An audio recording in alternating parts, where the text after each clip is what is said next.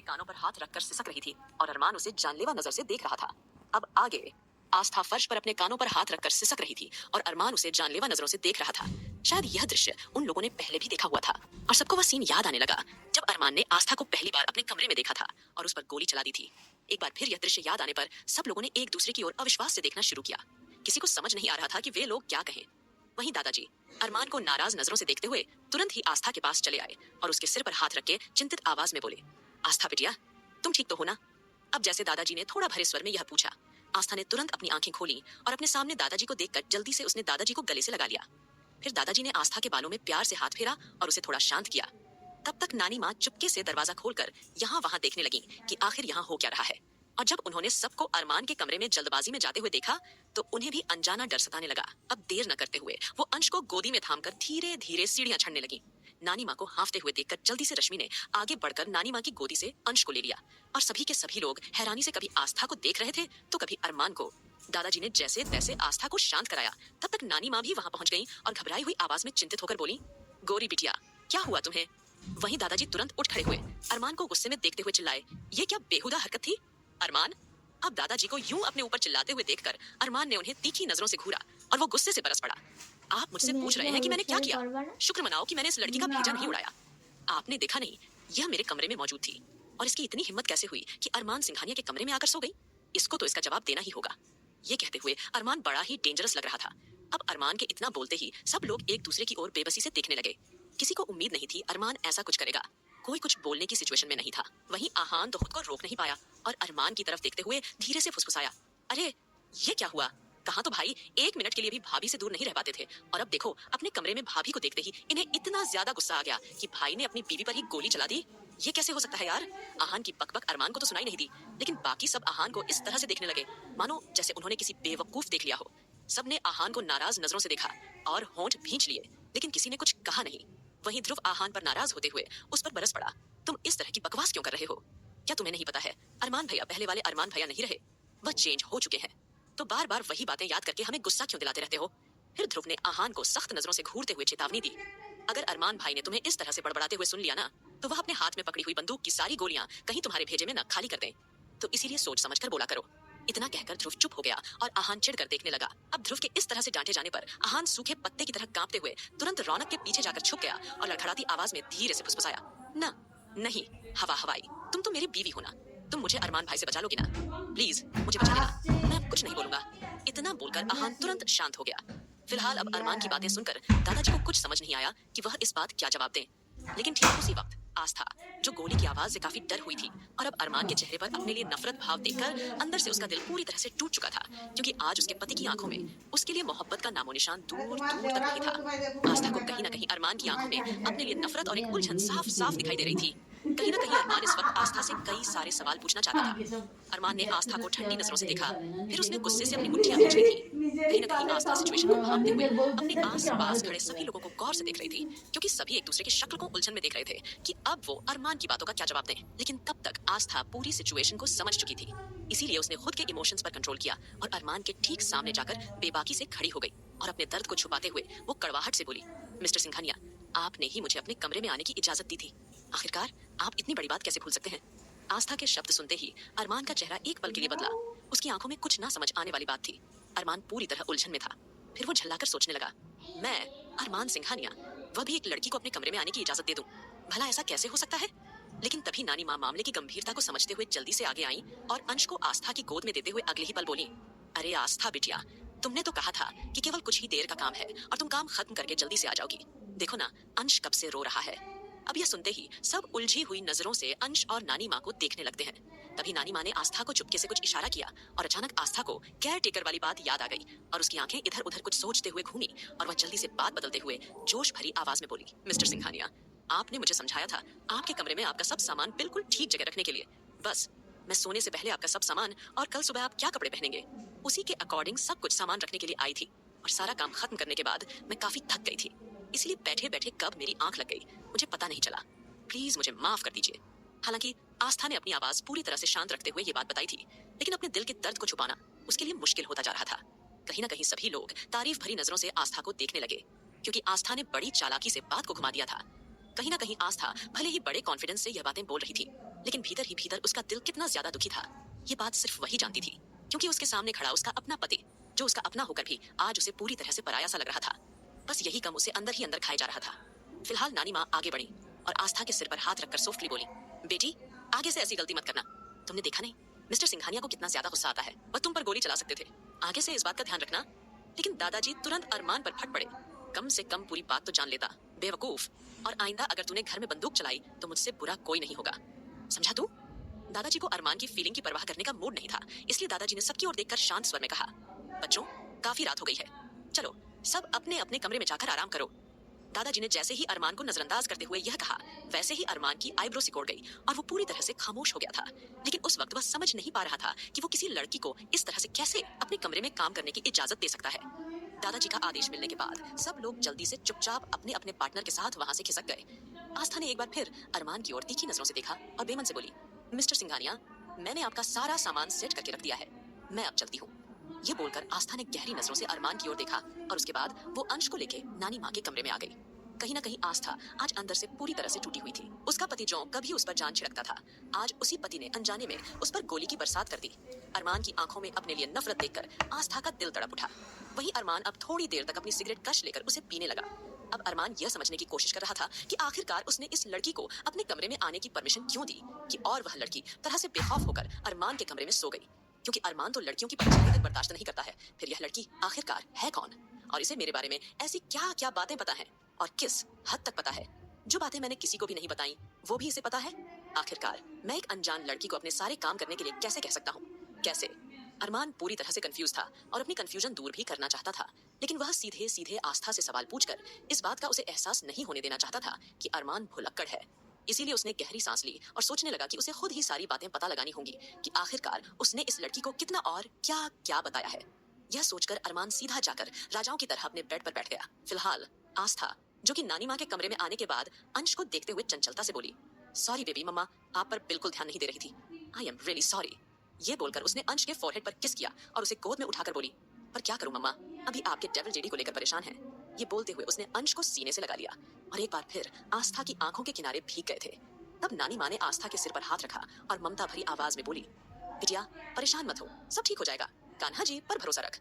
फिर उन्होंने बात बदलते हुए बताया, बेटा इस कमरे में भाई साहब ने पहले ही 2 बेड डलवा दिए हैं, तो तुम अंश को लेकर आज आराम से यहीं सो जाना, लेकिन कल से तुम्हें अपने पति के बराबर वाले कमरे में रहना होगा ताकि तुम दामाद जी के आस पास रहकर उनका अच्छी तरह से ख्याल रख सको। कहीं ना कहीं नानी माँ के शब्द सुनकर आस्था काफी खुश थी, क्योंकि वो खुद अरमान के आस पास रहना चाहती थी। उसने अपनी पलकें झपकाई और हाँ में सिर हिला दिया। वहीं अंश अपनी माँ की बाहों में आकर गहरी नींद में सो गया था। वहीं आस्था आंखें बंद करके लेटी हुई थी और मन ही मन सोच रही थी, कुछ ऐसा हो जाए कि मेरा पति मेरे पास आकर मुझे गले से लगाकर सो जाए। क्योंकि आस्था भले ही थोड़ी देर पहले थकी हुई थी और गहरी नींद में सो गई थी, लेकिन अब तो उसकी नींद पूरी तरह से भाग गई थी और अब बिना अरमान के वजूद के उसे नींद नहीं आने वाली थी। अब आस्था पूरी तरह से बेचैन हो उठी और तुरंत ही उठकर बैठ गई। उसने देखा घड़ी की सुइयां 2 बजा रही थी, लेकिन आस्था की आंखों में दूर दूर तक नींद का कोई नामो निशान नहीं था। वो डेस्परेटली अपने पति को गले लगाना चाहती थी। फिलहाल वो उठी, उसने देखा नानी माँ भी सो गई हैं और अंश भी आराम से सो रहा था, तो आस्था कुछ सोचते हुए बाहर हॉल में आ गई थी। आगे क्या होगा इस कहानी में जानने के लिए सुनते रहिए ऑब्सेस्ड बिलियनेयर हबी, सिर्फ पॉकेट एफएम पर। आस्था की आंखों में दूर दूर तक नींद का कोई नामो निशान नहीं था। वो डेस्परेटली अपने पति को गले से लगाना चाहती थी। फिलहाल वो उठी, उसने देखा नानी माँ भी सो गई है और अंश भी आराम से सो रहा था, तो आस्था कुछ सोचते हुए बाहर हॉल में आ गई थी। अब आगे अपने पति के बिना आस्था की आंखों में कोई नींद नहीं थी और उसे बहुत ज्यादा बेचैनी महसूस हो रही थी। हॉल में आने के बाद आस्था कुछ देर तक इधर उधर टहलने लगती है, लेकिन उसकी निगाहें बार बार सीढ़ियों से ऊपर अरमान के कमरे की ओर ही ठहर रही थी। आस्था ने मन में सोचा, काश कुछ ऐसा करिश्मा हो जाए कि मेरा पति मुझे आकर गले से लगा ले, क्योंकि आस्था अरमान की दूरी बिल्कुल भी बर्दाश्त नहीं कर पा रही थी और साथ ही साथ वो सोच रही थी कि हमें किसी भी इंसान को अपने ऊपर इस तरह से हावी नहीं होने देना चाहिए कि उसके बिना हमारी रातों की नींद उड़ जाए। आस्था को खुद पर ही गुस्सा आ रहा था। हालांकि वह एक बहुत दूर का सफर तय करके आई थी और थोड़ी देर अरमान के कमरे की बेडशीट में अरमान की महक को महसूस करके उसके किनारा पकड़कर नीचे फर्श पर बैठे बैठे सो भी गई थी, लेकिन अब बिना अरमान के उसे नींद नहीं आने वाली थी। फिलहाल उसने गहरी सांस ली और बेचैन होकर इधर उधर चक्कर काटने शुरू कर दिए। वहीं दूसरी ओर अरमान, जो अभी तक इसी उलझन में था कि एक अनजान लड़की इस तरह से उसके कमरे में आकर उसके काम कैसे कर सकती है और वो उसे इस बात की इजाजत कैसे दे सकता है, और अगर उसका पति यहाँ से कहीं भाग गया है तो वो उस लड़की और अपने बच्चे को लेने अभी तक वापस क्यों नहीं आया? क्या सच में ये लड़की 2 साल से यहाँ रह रही है और इसका पति वाकई जिंदा है या मर गया? मुझे कल के कल सारे सवालों का जवाब चाहिए। लेकिन सबसे पहले मुझे इस लड़की को यहाँ से दूर भेजना होगा, क्योंकि वो लड़की मुझे एक नंबर की जहर लगती है। जिस तरह से वो मुझे बेखौफ होकर देख रही है, उसकी आंखों में मुझे अपने लिए कोई डर का कोई नामो निशान दिखाई नहीं दे रहा है। इस वक्त अरमान खुद में ही सवाल जवाब किए जा रहा था और फिर कुछ सोचकर अरमान अपने कमरे की बालकनी के पास जाकर खड़ा हो गया था और खिड़की से अपने हरे भरे बगीचे की ओर शांत नजरों से देखते हुए सिगरेट की लंबी लंबी कश लेने लगा। तभी अचानक उसने नोटिस किया कि गार्डन में कोई बैठा हुआ है। वहां थोड़ा अंधेरा होने की वजह से वह ठीक से उस शख्स का चेहरा नहीं देख पा रहा था, लेकिन उसे इस बात का अंदाज हो गया कि वहां कोई ना कोई तो बैठा हुआ है। सिक्योरिटी गार्ड्स 24 आवर्स एक्टिव रहा करते थे और अरमान हैरान रह गया कि इतनी रात को गार्डन में कौन बैठ सकता है। यही जानने के लिए अरमान वहां से सीधा गार्डन की ओर जाने लगता है। गार्डन में कोई और नहीं बल्कि आस्था ही जाकर बैठ गई थी। उसे हॉल में भी काफी घुटन महसूस हो रही थी। उसका शरीर इस वक्त बेचैनी से घिरा हुआ था, तो इसलिए खुद को थोड़ा रिलैक्स करने के लिए वो गार्डन में आ गई थी। वह सपने में भी नहीं सोच सकती थी कि जहां से उसने जिंदगी की शुरुआत की थी, एक बार फिर उसकी जिंदगी उसे लाकर वहीं खड़ा कर देगी। लेकिन इस बार आस्था अकेली नहीं थी। इस बार उसके साथ उसका मासूम बच्चा भी था और वह अंश को उसके पिता के प्यार से वंचित नहीं रखना चाहती थी। आस्था को इस वक्त कुछ भी समझ नहीं आ रहा था। भले ही वह आज पूरा दिन रोई थी, सबकी सहानुभूति उसके साथ थी। हर कोई केवल सहानुभूति ही जता सकता था, लेकिन कोई उसके पति को अब भी ठीक नहीं कर सकता था। साथ ही साथ आस्था परेशान होकर सोचने लगी थी कि आखिरकार ऐसा कौन सा दुश्मन हो सकता है जो मेरे पति को इतना खतरनाक वायरस दे सकता है। आस्था ने सोचा, कहीं यह वसुंधरा की कोई चाल तो नहीं, क्योंकि वसुंधरा के घर में आने के बाद ही अरमान जी बीमार क्यों पड़ गए। आस्था पूरी तरह से अपनी सोच में खोई हुई थी। सोचते सोचते आस्था जिस कुर्सी पर बैठी हुई थी, तुरंत वहां से उठ खड़ी हुई और गार्डन में यहाँ वहां चहलकदमी करते हुए अपनी सोच में डूबी हुई थी। कहीं ना कहीं उसका दिल बार बार अरमान को गले से लगाने के लिए मचल रहा था, इसलिए उसने बेचैन होकर मन ही मन कान्हा जी से बातें करनी शुरू कर दी। मैं ऐसा क्या करूं कि अपने खडूस पति को गले से लगा सकूं? क्या करूं कान्हा जी, कोई तो रास्ता दिखाओ। मैं क्या करूं? पिछले 15 दिनों से मैं अपने पति को गले लगाने के लिए तरस रही हूँ। मुझे क्या पता था कि मेरा भोला भाला, सीधा साधा और अच्छा खासा केयरिंग हस्बैंड एक बार फिर से डेविल पिशाच बन जाएगा। मैं क्या करूं कान्हा जी? लेकिन तभी अचानक उसके ठीक पीछे से किसी की आहट हुई। ठीक उसी वक्त उसके पीछे अरमान ने आकर अचानक आस्था को गहरी आवाज में टोका, तुम यहाँ क्या कर रही हो? अचानक आस्था, जो कि अपनी सोच में खोई हुई थी, अरमान को अचानक सामने पाकर अपना बैलेंस नहीं बना पाई और वह सीधा अरमान की बाहों में जा गिरी। अरमान ने उसे गिरने से पहले ही थाम लिया था। अब यह देखकर आस्था के दिल की धड़कन पूरी शोर करने लगी थी। वहीं अरमान की आंखों में आस्था को इतने करीब देखकर भी कोई इमोशंस नहीं आए। वह बिना किसी इमोशंस के आस्था को बेरुखी से देख रहा था। कुछ देर तक अरमान के करीब होने पर आस्था का दिल जोर से धड़कता रहा। आखिरकार वह थोड़ा आगे बढ़ी और कसकर अरमान को गले से लगा लिया और उसके चौड़े से सीने में अपना नन्हा सा सिर छुपा लिया। इस वक्त वह अरमान का साथ बेहद चाहती थी, लेकिन उसके पति की आंखों में आज प्यार की जगह सिर्फ और सिर्फ सवाल थे और कोई इमोशंस नहीं थे। अरमान एक्सप्रेशंस देखकर आस्था थोड़ी शर्मिंदा सी हो गई और वह तुरंत ही सीधी हटकर खड़ी हो गई। वहीं अरमान ने आस्था को सवालिया नजरों से देखते हुए कठोरता से पूछा, तुम इतनी रात को यहाँ क्या कर रही हो? हाँ बोलो, जवाब दो। आस्था, जो कि काफी देर से परेशान थी, अब अरमान की आवाज और अंदाज देखकर वो कुछ पल के लिए चुप हो गई, क्योंकि वो अरमान की बातों का कोई जवाब नहीं देना चाहती थी। लेकिन अरमान ने सख्त अंदाज में उससे एक बार फिर सवाल किया, क्या तुम्हें सुनाई कम देता है? मैं कुछ पूछ रहा हूँ कि तुम इस वक्त इतनी रात को यहाँ क्या कर रही हो? अरमान ने धीरे से मगर रूखे अंदाज में आस्था से ये सवाल पूछा था। तब आस्था ने आंखें घुमाकर फीके अंदाज में जवाब दिया, मैं अपने पति को मिस कर रही हूँ। मुझे उनकी बहुत याद आ रही है। आप जानते हैं, मेरे पति मुझसे बहुत प्यार किया करते थे। वो मेरी आंखों में इतनी सी भी उदासी नहीं देख सकते थे और हर वक्त मुझे अपने सीने से लगाए रखते थे। अब जैसे ही आस्था ने इमोशनल होकर यह बताया, तो वैसे ही अरमान के माथे पर तुरंत ही बल पड़ गए। उसने कंफ्यूज होकर आईब्रो चढ़ाई और आस्था से सीधे सीधे पूछा, अच्छा, अगर तुम्हारा पति तुम्हें वाकई इतना प्यार करता है तो इस तरह से तुम्हें छोड़कर नहीं भागता, इसलिए अब यह बेकार के नाटक बंद करो।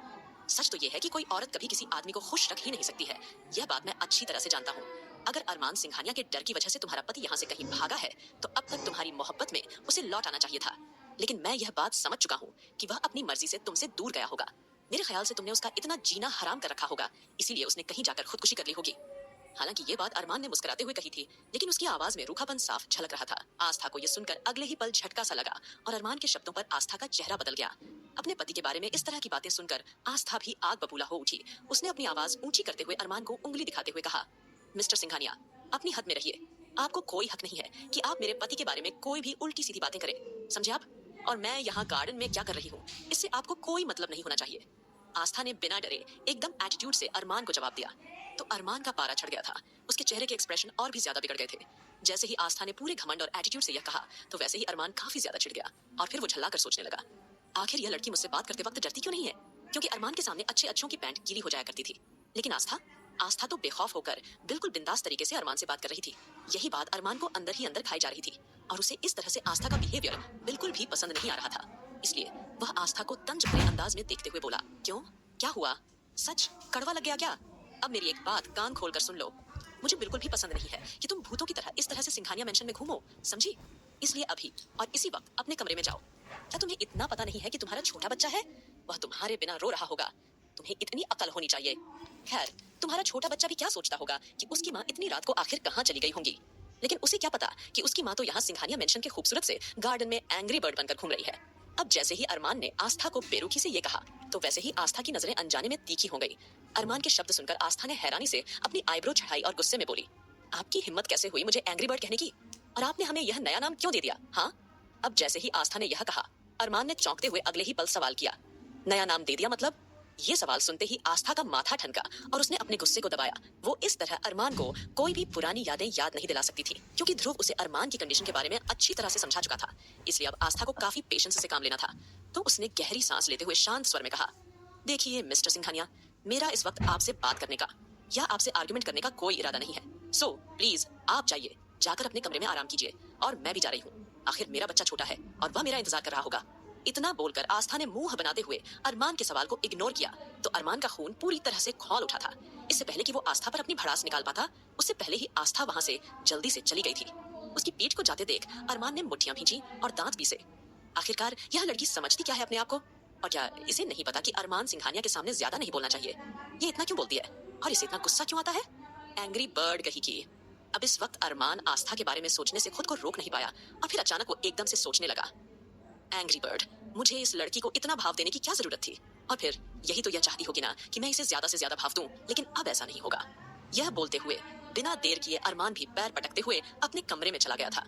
वहीं दूसरी ओर आस्था अपने कमरे में आने के बाद अरमान ने जो उसे एक पल के लिए अपनी बाहों में थामा था, वह सीन याद करते हुए हल्का सा मुस्कुरा कर देती है।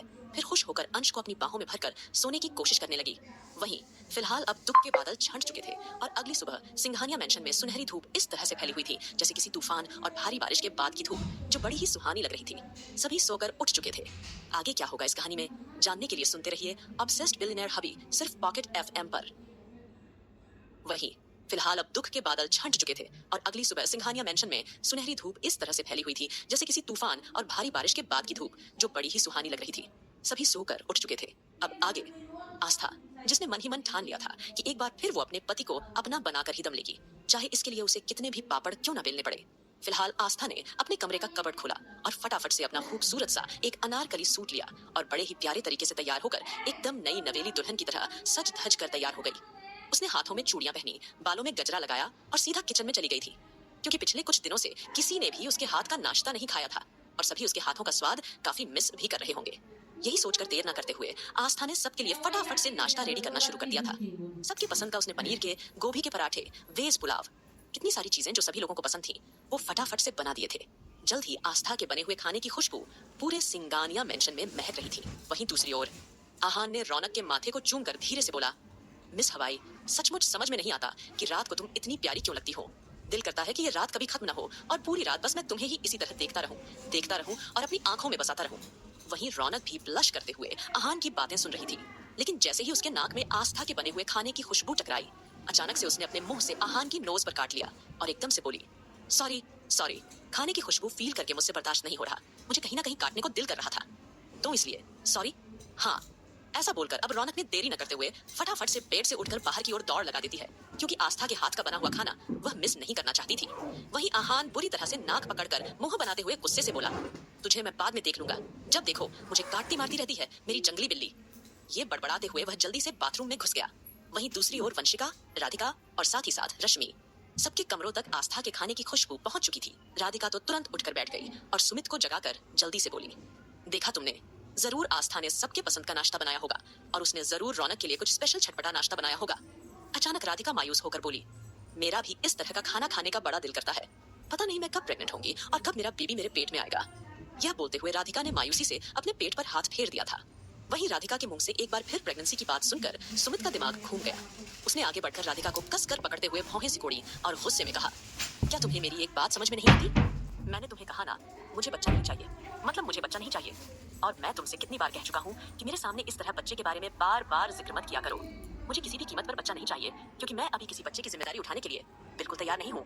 अब सुमित की इस तरह की बात सुनकर राधिका की आंखें पूरी तरह से नम हो गई थीं और वह उससे कुछ कहना चाह रही थी, लेकिन तब तक सुमित झल्लाते हुए राधिका से पूरी तरह से रूठ कर कमरे से बाहर निकल चुका था। वहीं राधिका उसकी बेरुखी देखकर रो पड़ती है। बच्चे की बात लेकर कितनी ही बार उसके और सुमित के बीच झगड़ा हो चुका था। वह सुमित से कब से इस बात के लिए कह रही थी कि उसे भी प्रेग्नेंट होना है, उसे भी अपने बच्चे की जरूरत है। लेकिन सुमित हर बार इसी तरह उसके साथ पेश आता था, हर बार उसे उल्टा सीधा सुनाता और डांटता था। वैसे तो वह उसके साथ काफी ज्यादा प्यार से रहा करता था, लेकिन बच्चे का जिक्र आते ही न जाने उसे क्या हो जाता था। वह उसे बड़ी बुरी तरह से चिल्ला देता था। यह बात राधिका के दिल को पूरी तरह से झकझोर दिया करती थी। काफी देर रोने धोने के बाद राधिका खड़ी हुई और बाथरूम में जाकर एक बार फिर रो पड़ी। कब शावर चलने के बाद उसके आंसू पानी में बह गए, उसे खुद भी एहसास नहीं रहा। वहीं राधिका के बाथरूम में जाते ही सुमित तुरंत दरवाजे के पास आकर खड़ा हो गया। राधिका किस इमोशनल सिचुएशन से गुजर रही थी, वह उसे अच्छे से महसूस कर पा रहा था। अचानक एक अनचाहा सा दर्द उसकी आंखों में भी उभर आया था, लेकिन सुमित का चेहरा बता रहा था कि कुछ तो ऐसा था जो बेहद बुरा था। वहीं दूसरी ओर वंशिका और ध्रुव एक दूसरे का हाथ पकड़कर बैठे हुए थे। तब वंशिका मीठी सी आवाज में चहकती हुई बोली, मैं आज काफी खुश हूँ कि मैं अपने प्रोफेसर प्रशांत से मिलने जा रही हूँ। तुम जानते हो, जब मैं एक छोटी सी बच्ची थी, जब इस दुनिया में मेरा कोई अपना नहीं था, तब उन्होंने मेरा साथ दिया। उन्होंने मुझे बहुत सपोर्ट किया और आज उनके सपोर्ट से, उनके गाइडेंस से मैं इतनी काबिल हुई हूँ। मुझे पूरी उम्मीद है जब हम इस वायरस के बारे में सारी रिपोर्ट्स उन्हें दिखाएंगे और पूछताछ करेंगे, तो वह हमें कोई ना कोई रास्ता जरूर बताएंगे। और हो सकता है कि वह हमें यह बता दें कि इस तरह का वायरस आखिरकार कहाँ बनता है या फिर किसने बनाया होगा। वंशिका की यह बात सुनकर अगले ही पल ध्रुव ने जल्दी से वंशिका के माथे को चूमा और धीमी आवाज में उसे समझाते हुए बोला, हाँ, हमें जो करना होगा बहुत जल्दी करना होगा। वैसे भी आस्था भाभी के आंसू अब मुझसे देखे नहीं जाते। तुमने देखा ना, कल पूरा दिन भाभी रोती रही थी। सच में मुझे उनके लिए बहुत ही ज्यादा बुरा लग रहा है और हम चाहकर भी उनके लिए कुछ नहीं कर पा रहे हैं। हम अरमान भाई को भले ही वायरस की सच्चाई साफ साफ बता चुके हैं, लेकिन हम उन्हें आस्था भाभी के बारे में अभी कोई भी सच नहीं बता सकते, क्योंकि प्यार, मोहब्बत और औरतों के बारे में उनकी राय पूरी तरह से अलग है और हम चाहकर भी उनकी सोच नहीं बदल सकते। अगर हमने उन्हें यह बता दिया कि आस्था भाभी उनकी बीवी है, तो वह अपने दिमाग पर इतना ज्यादा प्रेशर डाल लेंगे, इतना ज्यादा जोर डालेंगे कि उनका दिमाग इस बात को किसी भी कीमत पर एक्सेप्ट नहीं करेगा कि आस्था उनकी बीवी है। और अगर उन्होंने ज्यादा ध्यान लगाकर सोचने की कोशिश की या फिर कुछ याद करने की कोशिश की, तो उनका ब्रेन डैमेज हो सकता है। बस मैं इसी बात से डरता हूँ। अब ध्रुव का मुरझाया हुआ चेहरा देखकर वंशिका ने तुरंत उसका हाथ पकड़कर कहा, आप परेशान मत होइए, मैं आपके साथ हूँ।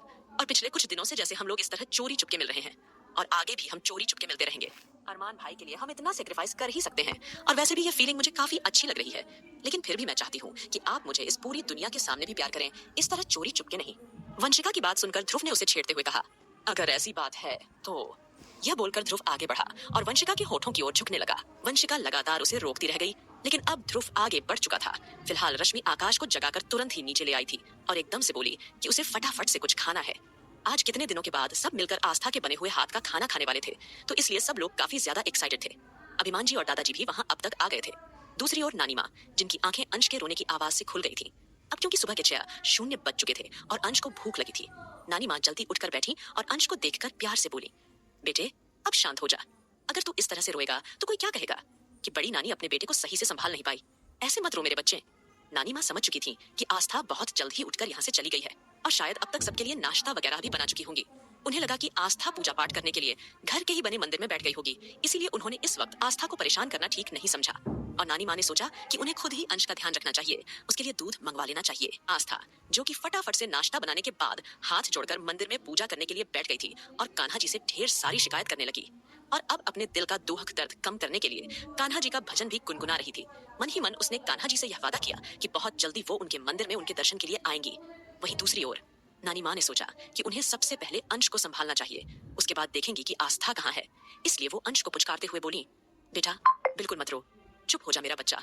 कोई देखेगा तो क्या सोचेगा कि तेरी माँ की एब्सेंट में तेरी बड़ी नानी तेरा ध्यान नहीं रख पा रही है। वहीं अंश अब नानी माँ की ओर ऐसे देख रहा था मानो जैसे कहना चाह रहा हो, इतने छोटे बच्चों को भूख लगी है और यहाँ पर भी आपको अपनी रेपुटेशन की पड़ी है। फिलहाल नानी माँ ने गहरी सांस ली और अंश संभालते हुए जल्दी से बेल बजा दी। और वह बेल कहीं और नहीं, वसुंधरा के कमरे में बजी थी। वसुंधरा, जो कि एक घड़ी की सुकून भरी नींद में सोई हुई थी, क्योंकि वीर उसे बता चुका था कि आस्था वहां आ गई है। तो ये सुनकर वसुंधरा एक पल के लिए तिलमिला उठी। उसे उस वक्त आस्था पर बहुत गुस्सा आ रहा था, क्योंकि वह यह बात अच्छी तरह जानती थी कि अब आस्था उन लोगों को बिल्कुल एक्सेप्ट नहीं करेगी। लेकिन वीर के मुंह से यह सुनने के बाद कि आस्था ने सच्चाई जानकर कुछ नहीं कहा, तो वसुंधरा ने भी चुप्पी साध ली थी। वहीं वीर, जो खुद अपनी जरूरतों को लेकर परेशान था, तो उसका ध्यान वसुंधरा पर कैसे जा सकता था। फिलहाल अब जैसे ही वसुंधरा को नानी माँ के कमरे से बेल की आवाज सुनाई दी, वैसे ही वसुंधरा तुरंत ठिठक कर बैठ गई थी, क्योंकि अब सिंघानिया मेंशन में वीर और वसुंधरा के अलावा नौकर की भूमिका निभाने वाले कुछ ही लोग बचे थे, वरना सभी को छुट्टी दे दी गई थी। वसुंधरा, जो नींद में थी, अचानक नानी माँ के रूम से आई कॉल को देखकर चिल्लाते हुए बोली, क्या काम है बुढ़िया, अब वसुंधरा के मुंह से अपने लिए बुढ़िया शब्द सुनकर नानी माँ के तन बदन में आग लग गई थी और अब वह गुस्से से वसुंधरा को फटकारने लगी। अरे बुढ़िया होगी तू, तेरा पूरा खानदान, तेरी हिम्मत कैसे हुई हमें बुढ़िया कहने की? अरे हम में तो आज भी 100 जवानों की शक्ति है, समझी तुम? चल अब जल्दी से उठ और फटाफट से हमें दूध गर्म करके लाकर दे, हमारा अंश रो रहा है। और याद रखना कोई घटिया चाल मत चलना, क्योंकि सबसे पहले वह दूध हम तुम्हें ही पिलाएंगे, समझी? अब जैसे ही नानी माँ ने वसुंधरा को सुबह सुबह उठाकर दूध गर्म करने को कहा, वैसे ही वसुंधरा पूरी तरह से खींच उठी थी।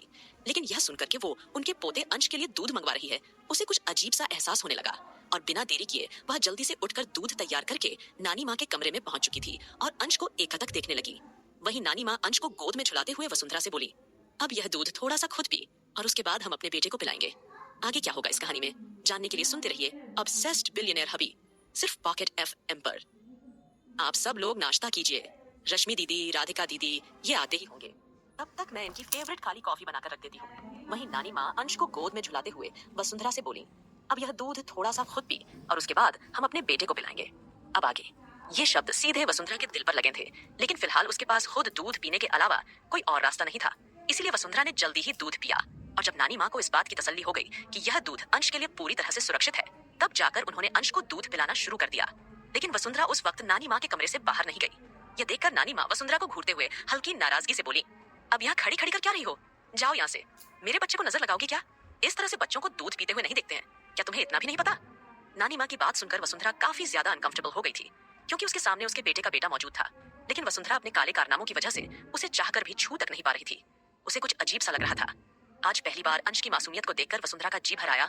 उसके दिल में इमोशंस का तूफान मचलने लगा। वसुंधरा का दिल बार बार कह रहा था कि वह आगे बढ़कर एक बार अंश को अपनी गोद में उठा ले, लेकिन नानी माँ की सुलगती हुई आंखों का सामना वह ज्यादा देर नहीं कर पाई और फिर अपना मन मारकर सीधा अपने कमरे में आ गई थी। फिलहाल अब जल्द ही आस्था के खाने की खुशबू को महसूस करके पूरा का पूरा परिवार डाइनिंग टेबल पर मौजूद था। वहीं रौनक तो अपने पेट पर हाथ फेरते हुए आस्था को देख के चंचलता से बोली, आस्था तुम्हें पता है मेरा बेबी कब से तुम्हारे हाथ का बनाया हुआ खाना खाना चाहता था। सच में आस्था, मैंने तुम्हें बहुत मिस किया। ये बोलकर उसने जल्दी से आस्था का हाथ लिया और अपने माथे पर रखकर चूम लिया। वहीं आहान भी जल्दी से हामी भरते हुए तबाक से बोला, अरे आस्था भाभी, केवल रौनक नहीं, हम सब ने आपको बहुत मिस किया। आप जानती हैं आप घर में नहीं थी तो इतना टेंशन का माहौल था कि मैं आपको क्या बताऊं, लेकिन अब लगता है कि आज मुझे सुकून से खाना खाने को मिलेगा। आहान की बातें सुनकर आस्था हल्का सा मुस्कुरा देती है। आस्था के होठों की मुस्कान और उसका चेहरा इस बात की गवाही दे रहा था कि भीतर से वह कितनी ज्यादा दुखी है। फिलहाल पूरा का पूरा परिवार अब डाइनिंग टेबल पर मौजूद था। आकाश, सुमित, ध्रुव, राधिका सभी एक साथ जोड़े से बैठे थे और सब लड़के अपनी अपनी पत्नी को खाना सर्व कर रहे थे। वही राधिका की आंखों की चमक अभी भी फीकी थी, लेकिन वह घर वालों के सामने अपनी उदासी दिखा नहीं सकती थी, इसीलिए वह झूठी मुस्कुराहट अपने चेहरे पर सजाए बैठी थी। वही सुमित राधिका के चेहरे की मायूसी को नोटिस कर चुका था, लेकिन वह चाहकर भी उसकी कोई मदद नहीं कर पा रहा था और ये दर्द उसे अंदर ही अंदर खाया जा रहा था। फिलहाल क्योंकि अरमान वहां मौजूद नहीं था, आस्था मायूस सी सिर्फ एक तरफ खड़ी हुई थी और उसके चेहरे पर एक फीकी मुस्कान थी, क्योंकि उसका पति अभी तक नाश्ते की टेबल पर नहीं आया ही नहीं था। तब दादाजी ने अभिमान जी की ओर चुपके से इशारा किया। अभिमान जी तुरंत दादाजी का इशारा पाकर उठ खड़े हुए। अभिमान जी ने आस्था को प्यार से समझाया, बेटा अरमान का इंतजार कर रही हो, तुम्हें पता है ना वह अभी नहीं आएगा, और वैसे भी जब से उसकी यादें गई हैं उसने सुबह का नाश्ता करना छोड़ दिया है। वह अब सीधा 9:00 बजे ही अपने कमरे से आएगा और ऑफिस के लिए निकलेगा। इतना सुनकर अगले ही पल आस्था पूरी तरह से मायूस हो गई थी, लेकिन अभिमान जी के जोर देने पर वह कुर्सी पर बैठ गई। तब तक नानी माँ अंश को एक बार फिर से सुलाकर बाहर आ गईं और अंश को भी अपने साथ ले आईं। उन्होंने हाइनल में बने झूले में उसको लिटा दिया और खुद भी सबके साथ बैठ गईं। कहीं ना कहीं सभी लोग काफी खुश थे, लेकिन अरमान की कमी सभी को खल रही थी। वहीं उस वक्त सभी लड़कियां तुरंत नाश्ते से पहले उठी और आस्था की ओर देखकर धीमी आवाज में बोली, आस्था तुम्हारे बिना हम नाश्ता करें हमें बिल्कुल भी अच्छा नहीं लगेगा, प्लीज तुम भी हम सबके साथ में बैठो ना। उनकी आवाज में चिंता सुनकर आस्था हल्के से मुस्कुराई, फिर एकदम से बोली, आप सब लोग नाश्ता कीजिए, रश्मि दीदी, राधिका दीदी ये आते ही होंगे, तब तक मैं इनकी फेवरेट काली कॉफी बनाकर रख देती हूँ। मुझे पता है कि आते ही ये सबसे पहले कॉफी ही मांगेंगे। आस्था की बातें सुनते सभी हल्का सा मुस्कुरा दिए और फटाफट से चटकारे लेकर आस्था के हाथ का बनाया हुआ खाना मजे से खाने लगे। वहीं अरमान, जिसे आज 9:00 बजे नहीं बल्कि 8:00 बजे ऑफिस के लिए जाना था, सीधा जिम रूम से पसीना बहाकर नहा धोकर तैयार होकर नीचे आ गया था। और जैसे ही उसने देखा कि सभी लोग चटकारे लेकर नाश्ता कर रहे हैं और सभी लड़कियां स्पेशली राधिका और रश्मि उसके दोस्त यानी कि आकाश और सुमित के पास बैठी हुई हैं, तो यह देखकर उसका माथा सिकोड़ गया। वहीं आस्था अब वहां मौजूद नहीं थी, क्योंकि वह एक थाली में नाश्ता लगाकर सीधा मारिया के पास जा पहुंची थी। नानी माँ ने आस्था को बता दिया था कि मारिया अभी सबके साथ नाश्ता नहीं करती है, और आहान ने भी कम शब्दों में उसे बता दिया था कि पता नहीं मारिया दीदी को क्या हो गया है, वह सबके साथ पहले की तरह घुल मिल नहीं रही है। वहीं आस्था भी अब मारिया से कोई बातचीत नहीं कर पा रही थी, क्योंकि इस वक्त उसका दिल और दिमाग पूरी तरह से अपने पति में उलझा हुआ था। फिर भी वह मारिया को इग्नोर नहीं कर सकती थी, तो इसीलिए वो नाश्ते की थाली लेकर उसके कमरे में जा पहुंची। वहां टाइगर भी उसी के साथ मौजूद था। टाइगर को साफ इंस्ट्रक्शन दिए गए थे कि उसे 9:00 कार में इंतजार करना है, लेकिन आज अरमान 8:00 ही ऑफिस के लिए निकलने वाला था। इसका उसे कोई आइडिया नहीं था। आस्था और टाइगर को देखकर शांत स्वर में बोली, टाइगर भैया, मारिया दीदी, आप लोग भी यहाँ पर एक साथ बैठकर नाश्ता कर लीजिए। कहीं न कहीं आस्था मारिया की आंखों में खालीपन देख चुकी थी और टाइगर की आंखें भले ही पूरी तरह से इमोशनलेस थीं, लेकिन आस्था का दिल बार बार यही कह रहा था कि कहीं न कहीं कुछ तो गड़बड़ है। उसके दिमाग में सवालों का तूफान उमड़ रहा था। भला ये लोग इतने शांत कैसे हो सकते हैं? क्योंकि भले ही वे कितने भी खतरनाक हों, उनके चेहरे पर हमेशा डेंजरस लुक नजर आता था।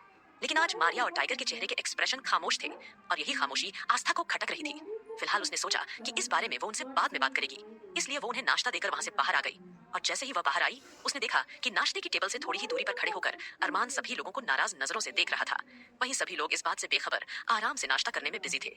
आस्था ने जैसे ही अरमान को सूट बूट में तैयार देखा, तो उसकी नजरें पूरी तरह से उस पर टिक गईं और वह आह भरते हुए सोचने लगी, हाय, जब से ये डेविल मुझसे दूर हुआ है, तब से मेरा डेविल पति कुछ ज्यादा ही हैंडसम नहीं हो गया है।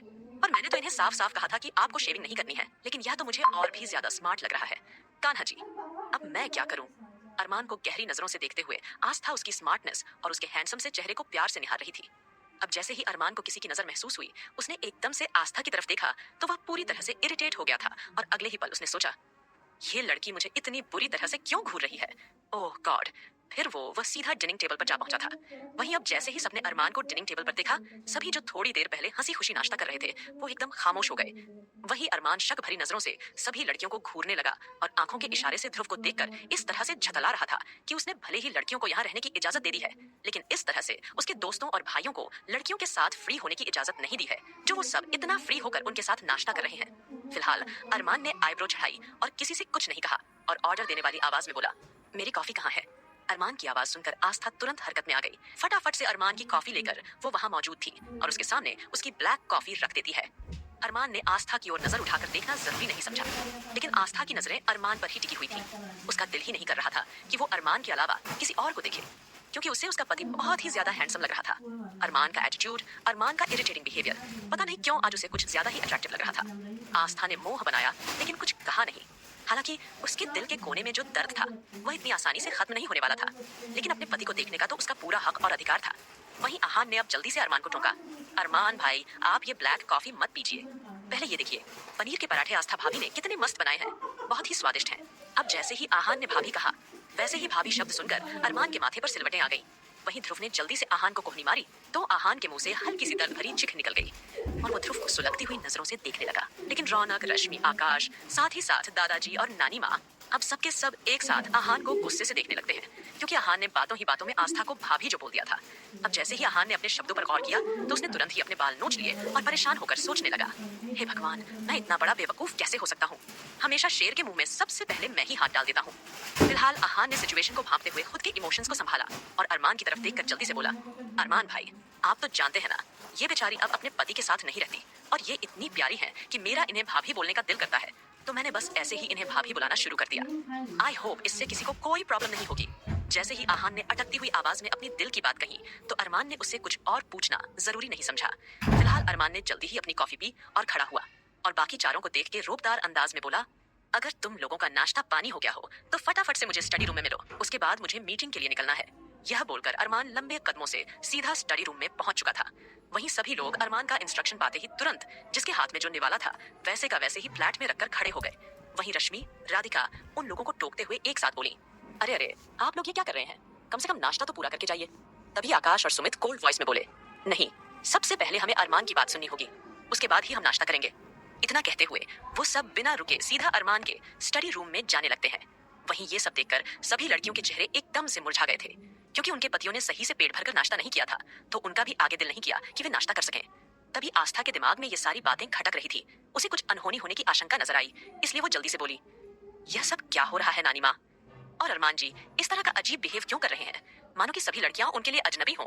मुझे कुछ समझ नहीं आ रहा यहाँ थोड़ी देर पहले क्या हो रहा था, क्योंकि आस्था को अभी तक यह नहीं पता था कि अरमान को उसके दोस्तों और भाइयों की शादी का सच भी नहीं पता। अब सभी लड़कियों ने डबडबाई आंखों से एक दूसरे की ओर टकटकी लगाए देखा। फिर तभी रश्मि और वंशिका उठ खड़ी हुई और धीमी आवाज में उसे समझाते हुए बोली, दरअसल आस्था, जब से तुम गई हो तब से हमारी जिंदगी में यही सब ड्रामा चल रहा है। शायद तुम्हें पता नहीं है, लेकिन जब से अरमान की याददाश्त गई है, तब से हम सभी कपल अलग हो गए हैं। अब इतना सुनते ही आस्था पूरी तरह से कंफ्यूज हो गई थी और वो एकदम से बोली, आप लोग कहना क्या चाहते हैं? प्लीज रश्मि दीदी, राधिका दीदी, आप लोग मुझे साफ साफ क्यों नहीं बता रही हैं? आखिर यहाँ चल क्या रहा है? आस्था का सवाल सुनते ही वहां की हवा जैसे ठहर सी गई। तभी सबने अपने सर झुका लिए थे, क्योंकि आस्था को सारी बातें बताकर वे लोग उसे उदास नहीं करना चाहती थी। लेकिन तभी आस्था आगे बढ़ी और उसने बड़ी बड़ी आंखों से बाकी सबको सवालिया निगाहों से देखा। फिर अभिमान जी, दादाजी और नानी माँ ने भी अपनी नजरें झुका ली। तो आस्था पूरी तरह से सोच में पड़ गई थी। आखिर यहाँ हो क्या रहा है? आगे क्या होगा इस कहानी में? जानने के लिए सुनते रहिए ऑब्सेस्ड बिलियनेयर हबी, सिर्फ पॉकेट एफएम पर। लेकिन तभी आस्था आगे बढ़ी और उसने अपनी बड़ी बड़ी आंखों से बाकी सबको सवालिया निगाहों से देखा। फिर अभिमान जी, दादाजी और नानी माँ ने भी अपनी नजरें झुका ली। तो आस्था पूरी तरह से सोच में पड़ गई थी। आखिर यहाँ हो क्या रहा है? अब आगे जरूर कोई ना कोई ऐसी बात और है जो ये सब मिलकर मुझसे छुपा रहे हैं।